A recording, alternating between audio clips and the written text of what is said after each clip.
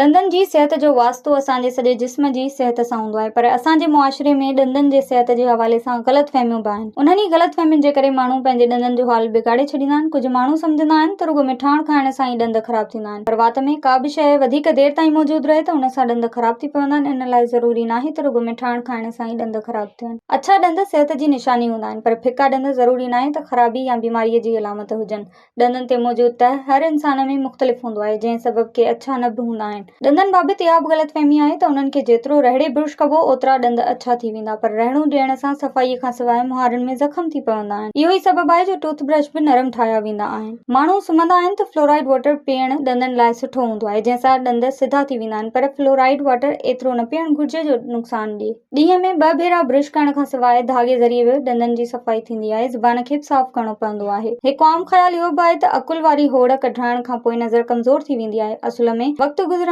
सां गॾोगॾु असांजी ॼाड़ी नंढी थींदी वेंदी आहे। उन वक़्तु वात में सभिनी ॾंदनि लाइ जाइ नाहे बचंदी। इन लाइ कॾहिं कॾहिं हिकु ॾंदु ॿिए ॾंद लाइ मसइला पैदा कंदो आहे। अहिड़ीअ सूरत में डेंटिस्ट ॾंदु कढाइण जी सलाह ॾिए त कढाइणु घुर्जे, छो त उन सां नज़र या याददाश्त ते को फ़र्क़ु नाहे पवंदो। मुहारनि में रतु अचण खे आम सम्झियो वेंदो आहे, पर इहा का मामूली ॻाल्हि नाहे। इहा ग़िज़ायत में खोट या शुगर जी निशानी बि थी सघे थी। मुहारनि मां रतु अचणु दिलि जी बीमारियुनि सां बि वाॻियल थी सघे थो। इन लाइ पंहिंजे ॾंदनि जो ख़ासि ख़्यालु रखणु घुर्जे ऐं के बि अलामतूं हुजनि त डॉक्टर सां सलाह करणु घुर्जे।